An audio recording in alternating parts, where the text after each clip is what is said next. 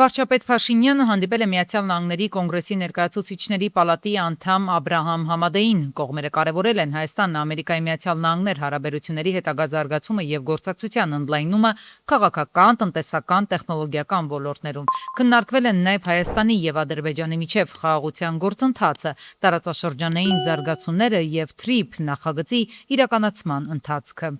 2026-ի հունվար-հուլիս ամիսներին Ադրբեջանից Հայաստան է արտահանվել 17 միլիոն 372,1 հազար դոլարի ապրանք։ Այս մասին հայտնել են ադրբեջանական ԶԼՄ-ները։ Այս ցուցանիշը կազմել է Ադրբեջանի ընդհանուր արտահանման ծավալի 0,09%-ը։ Ընթացիկ տարվա մարտին Ադրբեջանը առաջին անգամ Հայաստանից ներմուծել է 960 դոլարի ապրանք։ Անցած ամիս Հայաստանից ներմուծում չի եղել։ Ադրբեջանը Ռուսաստանի դեսպանին կանչել է արտգործնախարարություն Մոսկվայի ռուսական մեդիայում հնչող սադրիչ, վիրավորական եւ սպառնալից հայտարարությունների պատճառով։ Ադրբեջանում Ռուսաստանի արտակարգ եւ լիազոր դեսպան Միխայել Եվդոկիմովին ադրբեջանական կողմը ռուսական լրատվամիջոցներում եւ տեղեկատվական դաշտում վերջին շրջանում հնչող հայտարարությունների կապակցությամբ լուրջ մտահոգություն եւ վճռական բողոք է ներկայացրել։ Խոսքը Ադրբեջանի պետության, ժողովրդի եւ երկրի ղեկավարության հասցեին հնչող Բաքվի գնահատմամբ սադրիչ, վիրավորական եւ սպառնալից հայտարարությունների մասին է։ Ամենայն հայոց կաթողիկոսի եւ հոգեվոր խորհրդի 6 անդամների վերաբերյալ քրեական գործով նախնական դատալսումները նշանակվել են օգոստոսի 28-ին։ Նիստը տեղի կունենա Արմավիրի մարզի առաջին ատյանի ընդհանուր իրավասության դատարանի Էջմիածնի նստավայրում։ Խորհրդարանը շարունակել է քննարկել մարդու իրավունքների պաշտպանության եւ հանրային հարցերի մշտական հանձնաժողովի նախագահի թեկնածության հարցը։ Այդ պաշտոնում ընդդիմադիր Հայաստան խմբակցությունն առաջադրել է Լիլիթ Գալստյանին։ Իր ելույթում Գալստյանը անդրադարձել է Հայաստանում քաղաքական հետապնդումներին, քաղբանտարկյալներին հիշեցրել նախընտրական շրջանում ընդդիմադիր գործիչների նկատմամբ քրեական հետապնդումների ու կալանավորումների մասին։ Ընտրվելու դեպքում իր աշխատանքի առաջնահերթություններից է լինելու արցախայության իրավունքների պաշտպանությունը, նշել է Գալստյանը։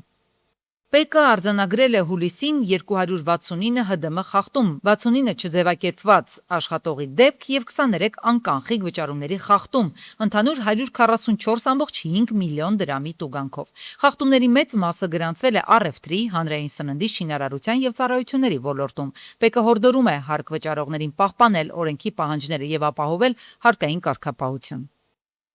Հանցագործությունների թիվը 2026-ի առաջին կիսամյակում հանրապետությունում նվազել է 65-ով։ Ներքին գործերի նախարարության ոստիկանության պետ Կամո Ցուցուլյանի փոխանցմամբ նույն ժամանակահատվածում բացահայտվել է ավտոմեքենաներից գողություններ կատարող 42 հանցավոր խումբ։ Գրանցվել է ավտոմեքենաների մասերի գողության 920 դեպք, որոնց մի մասը ուղեկցվել է նաև մեքենաների սրահներից կատարված գողություններով։ Միաժամանակ աճել է անչափահասների կատարած հանցագործությունների թիվը, հասնելով 178-ի, նախորդ տարվա նույն ժամանակահատվածի համեմատ այն ավելացել է 54-ով։ Իրապահ մարմինների կողմից ձեռնարկված միջոցառումների արդյունքում արգրավել եւ շրջանառությունից դուրս է բերվել 320 կիլոգրամ 576 գրամ տարբեր տեսակի թմրամիջոց, իսկ 2025 թվականի 6 ամիսներին 301 կիլոգրամ 40 գրամ, որից 17 կիլոգրամ 486 գրամ սինթետիկ ծագման թմրամիջոցները։ Միայն ընթացիկ տարում հայտնաբերվել է համացանցի միջոցով թմրամիջոցների անօրինական շրջանառության 266 դեպք, որից 76-ը թմրամիջոցների իրացնելու դեպքեր են, իսկ 190-ը ձեռք բերելու դեպքերն են։ COP17-ով պայմանավորված Երևանի դպրոցները սեպտեմբերի 15-ից 5 շաբաթ կաշխատեն 6-օրյա ռեժիմով, հայտնում են ԿԳՄՍ-ից։ Դրա հաշվին աշակերտները հոկտեմբերին կունենան երկշաբաթյա աշնանային արձակուրդ 1 շաբաթվա փոխարեն։ ՄԱԿ-ի կենսաբազմազանության COP17-րդ համաժողովը կանցկացվի 2026 թվականի հոկտեմբերի 19-ից 30-ը։ Նոր ուսումնական տարվանից Հայաստանի դպրոցներում կներդրվեն առողջ ապրելակերպ եւ անվտանգ կենսագործունեություն առարկաները 5-րդ եւ 10-րդ դասարաններում։ Անվտանգ կենսագործունեությունը հիմնականում գործնական ուղղվածություն կունենա, սովորեցնելով նաեւ արտակարգ իրավիճակներում ճիշտ գործելու եւ գոյատևելու հմտություններ։ 11-րդ դասարանում այն նախատեսվում է կազմակերպել ամառային ճամբարի ձևաչափով, հայտնել է Արաքսիա Սվաջյանը դպրոցների աշխատակիցների հետ օգոստոսյան խորհրդակցության ժամանակ։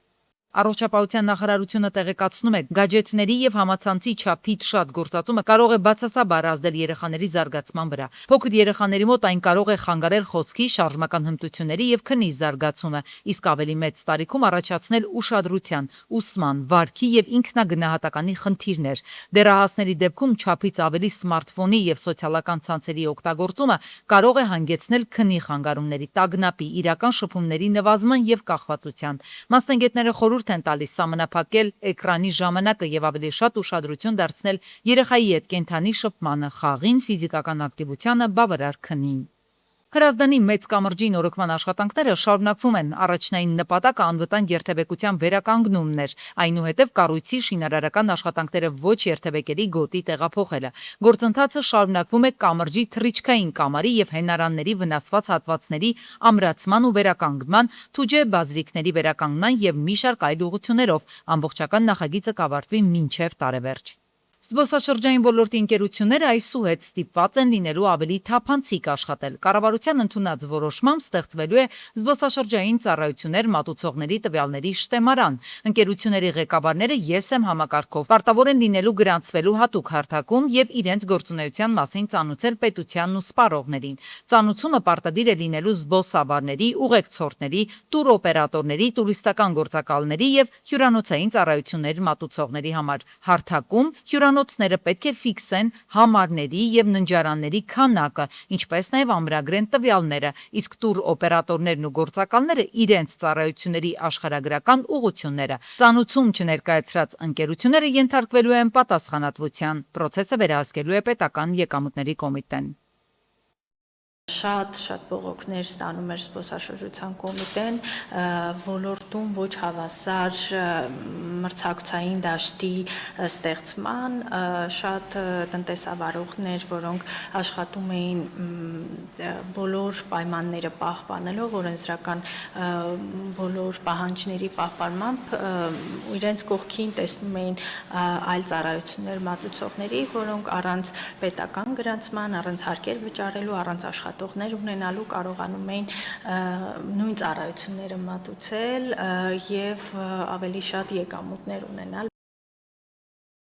Փորձագետների գնահատմամբ 2026-ի առաջին 7 ամիսներին Ռուսաստանից արտահանվել է ավելի քան 66,000 տոննա մակարոնեղեն, մոտ $112 միլիոն ընդհանուր արժեքով։ Նախորդ տարվա նույն ժամանակահատվածի համեմատ արտահանման արժեքը աճել է 7%-ով։ Մակարոնեղենի հիմնական գնորդներն են եղել Բելարուսը մոտ $37 միլիոն, Ղազախստանը $26 միլիոն, Ուզբեկստանը $12 միլիոն, Ադրբեջանը ավելի քան $6.5 միլիոն եւ Վրաստանը ավելի քան $6 միլիոն։ Արտահանման հասույթի աճ է գրանցվել նաև Հայաստանի ուղղությամբ $494,000-ով։ Դոնալդ Թրամփը հայտարարել է, որ չի պատրաստվում երկարաձգել Թեհրանի հետ բանակցությունների համար նախատեսված եւ արդեն ավարտված ժամկետը։ Հիշեցնենք, հունիսի 17-ին Իսլամաբադում ստորագրված փոխհմբռնման հուշագրով բանակցությունների համար 60 օր էր նախատեսվել։ Fox News-ին տված հարցազրույցում նա ընդգծել է, որ սահմանված ժամկետն ավարտվել է առանց որևէ առաջընթացի։ Թրամփը նաև կրկնել է, որ Վաշինգտոնի գլխավոր նպատակն է թույլ չտալ, որ Իրանը միջուկային զենք ձեռք բերի։ Նրանք չեն պատրաստվում գնալ այնպիսի համաձայնության, որն իմ կարծիքով անհրաժեշտ է։ Իրանը պետք է հանձնվի եւ բարձրացնի հանձնվելու սպիտակ դրոշը։ Իրանի Մեջլիսի խոսնակ Ղալիբաֆը հայտարարել է, որ Հորմուզի նեղուցը չի բացվի։ Քանի դեռ Միացյալ Նահանգները չի կատարել հուշագրով նախատեսված պայմանները վերացնել շրջափակումը, ապասառեցնել Իրանի ակտիվները, չեղարկել նավթային պատժամիջոցները եւ դադարեցնել ռազմական գործողություններն ու սպառնալիքները։ Թուրքիայի արտգործնախարար Ֆիդան Իրանի արտաքին գործերի նախարար Արաղչի եթերախոսով քննարկել է Հորմուզի նեղուցի բացման շուրջ բանակցությունների վերջին զարգացումները։ Զրույցի ընթացքում քննարկվել է վերջին իրավիճակը Հորմուզի նեղուցի բացման եւ հրադադարի ռեժիմի շարունակման շուրջ ընթացող բանակցություններում, հայտնել է Թուրքիայի արտաքին գործերի նախարարության աղբյուրը։ Թրամփը պատրաստ է համաձայնագիր կնքել Իրանի հետ, եթե Թեհրանը հրաժարվի միջուկային զենք ստեղծելու հնարավորությունից, սակայն առայժմ իրանական կողմը հետաքրքրություն չի ցուցաբերում Վաշինգտոնի համար ընդունելի պայմանների նկատմամբ, հայտարարել է Թրամփի փեսան Ջարեդ Քուշները։ Ըստ Թրամփի բանագնացի նախագահ Թրամփը հիմա կենտրոնացած է տնտեսական ճնշման վրա։ Եթե Իրանը պատրաստ է ավարտին հասցնել մեզ հետ քննարկված գործարքը եւ հրաժարվել միջուկային զենք մշակելու իր կարողությունից, ապա իհարկե մենք պատրաստ ենք կնքել այնպիսի համաձայնագիր, որը կարող է շատ օգտակար լինել Իրանի ժողովրդի համար։ Իսրայելը նոր հարվածներ է հասցրել Լիբանանի հարավում, նոր հարձակումը Բանի Հայանի եւ Մանսուրի բնակավայրերի ուղղությամբ է եղել։ Հաղորդվում է նաև հզոր պայթյունի մասին Լիբանանի հարավում գտնվող Զուտեր ալ-Շարկի բնակավայրում։ Թուրքիայի նախագահ Ռեջեփ Թայիպ Էրդողանը հեռախոսազրույց է ունեցել Միացյալ Նահանգների նախագահ Թրամփի հետ։ Զրուցակիցները քննարկել են տարածաշրջանում ստեղծված իրավիճակին, մասնավորապես Իրանին ու Գազայի հատվածին վերաբերող հարցեր։ Էրդողանն առաջարկել է Թուրքիայի աջակցությունը խաղաղությանն ուղղված ջանքերին եւ հույս հայտնել, որ լարվածության թույլատման հարցում առավելագույնս կօգտագործվեն դիվանագիտական հնարավորությունները։ Ուկրաինական անօթաչու սարքը հարձակվել է Էներգոդարի վրա, ըստ քաղաքապետ Մաքսիմ Պուխովի հարվածը հասցվել է ժամը 6-ի սահմաններում քաղաքի առաջին միկրոշրջանին։ Էներգոդարի եւ Ռիազանի մարզի վրա անօթաչու թռչող սարքերի հարձակումների հետևանքով զոհվել է 1, վիրավորվել 18 մարդ։ Բելգորոդի մարզի վրա Ուկրաինայի զինված ուժերի հարձակման հետևանքով էլ 20 մարդ է վիրավորվել, նրանցից 13-ը հոսպիտալացվել են։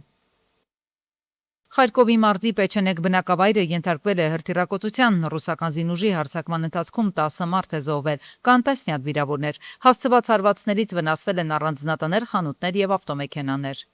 Մոսկվան եւ Մերձ Մոսկովյան շրջանը ենթարկվել են ուկրաինական անօթաչուների զանգվածային հարձակմանը։ Մոսկվայի քաղաքապետ Սերգեյ Սոբյանինի տեղեկացմամբ հարձակմանը մասնակցել է շուրջ 600 անօթաչու։ Ժամանակավորապես դադարեցվել է Մոսկվայի բոլոր օդանավակայանների աշխատանքները։ Հարձակման հետևանքով կան տուժածներ եւ ավերածություններ։ Ըստ ուկրաինական աղբյուրների հնարավոր թիրախներից մեկը Մոսկվայի նավթավերամշակման գործարանն է եղել։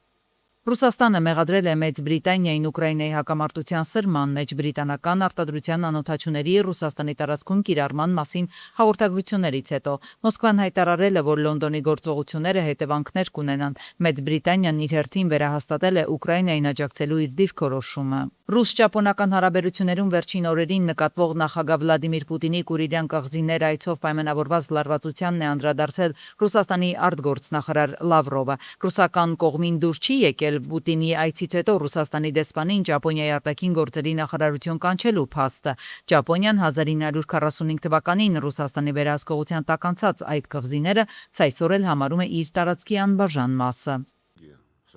Պաշտոնական Տոկիոն հատել է պարկեշտության սահմանները Ռուսաստանի նախագահի Կուրիլյան կղզիներ այցի պատճառով արտաքին գործերի նախարարություն կանչելով մեր դեսպանին։ Մեր ճապոնացի գործընկերները իհարկե հատել են պարկեշտության բոլոր սահմանները, անընդունելի հայտարարություններ հնչեցնելով եւ պնդելով, թե նախագահ Պուտինը չի կարող այցելել Ռուսաստանի Դաշնության ցանկացած հատված։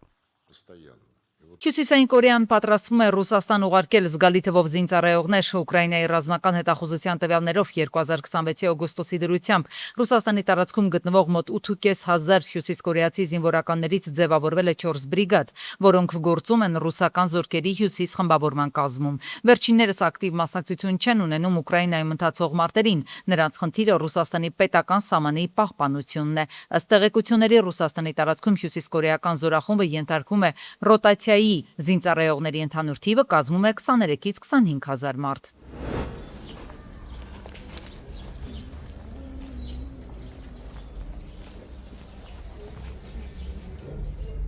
Օգոստոսի 18-ին ժամը 14:50-ի սահմաններում տեղեկություններ են ստացվել, որ Կոտայքի մարզի Նորհաճն քաղաքում կառուցվող շենքի շինհրապարակում վերամբարձ կրունկի մի հատված, որով ցեխ են տեղափոխում, պոկվել եւ ընկել է աշխատակիցների վրա։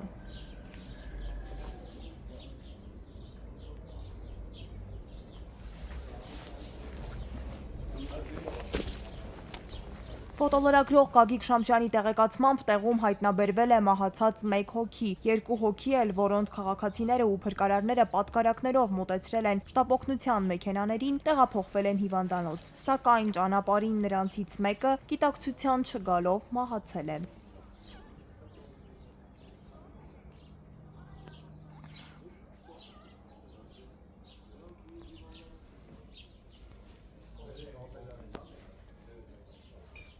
Մյուսը գտնվում է ծայրահեղ ծանր վիճակում եւ տեղափոխվել է Սուրբ Գրիգոր Լուսավորիչ բժշկական կենտրոն։ Շենքը, որտեղ տեղի է ունեցել ողբերգական դեպքը, նախկինում եղել է Նորհաճնի պոլիկլինիկան ու կառավարության ֆինանսավորմամբ այն հիմնանորոգվում էր։ Դեպքի փաստով նախաձեռնվել է քրեական վարույթ։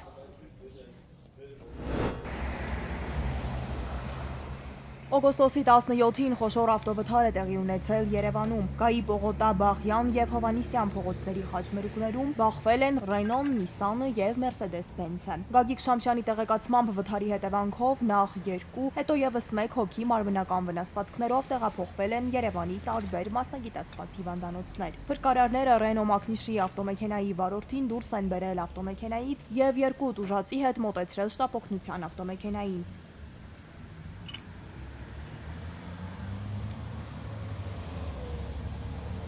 Բժիշկները տուժածներին մինչև հիվանդանոց տեղափոխելը տեղում առաջին բուժօգնություն են ցուցաբերել։ Ֆոտոլրագրողը հայտնել է նաև, որ Mercedes-ը եղել է կայանված եւ բախումը տեղի է ունեցել Renault եւ Nissan Մակնիշի ավտոմեքենաների մասնակցությամբ։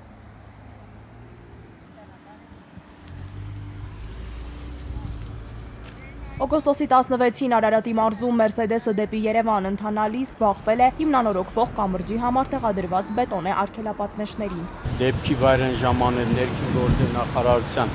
ոստիկանության, բարեկային ծառայության, Արարատի մարզի գումարտակի բարեկները, գումարտակի ծառայության ավագ տեսուչներ Արթուր Կոցինյանի, Սահակ Խաչատրյանի գլխավորությամբ։ Գագիկ Շամշյանի տեղեկացմամբ տուժածներ չկան։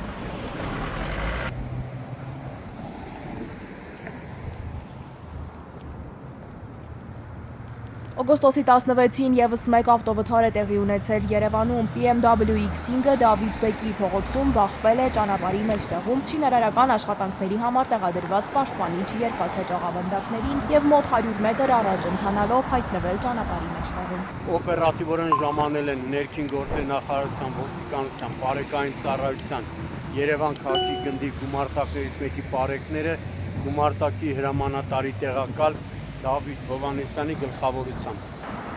Գագիկ Շամշյանի տեղեկացմամբ տուժածներ չկան։